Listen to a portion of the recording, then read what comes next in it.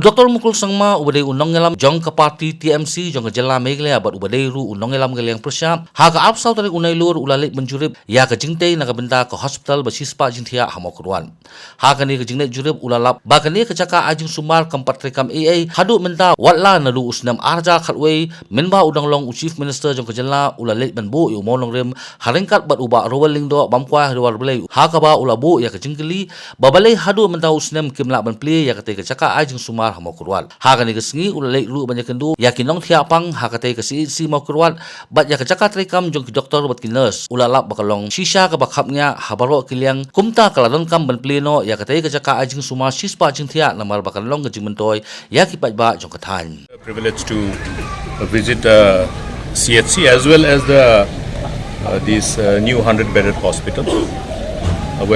It's an irony that the project which was sanctioned in 2011 is still yet to be operational.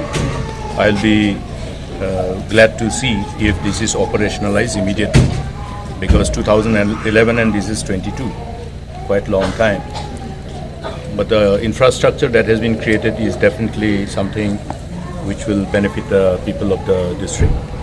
And challenge will always be there to have all the specialists in place. We definitely have the huge gap between demand and supply in respect of the manpower, whether it is in terms of general doctor or the specialist. Hopefully, these concerns will be addressed over a period of time. That's precisely the reason why we were working hard to have our medical college, the state's own medical college. Let's see how fast we can see this hospital operationalized. And we are seeing this CHC, almost all the beds are occupied.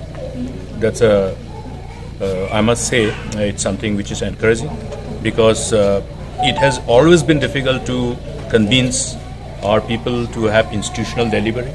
Here we see lots of institutional delivery happening, and it definitely reflects people's willingness to get access to our existing healthcare system.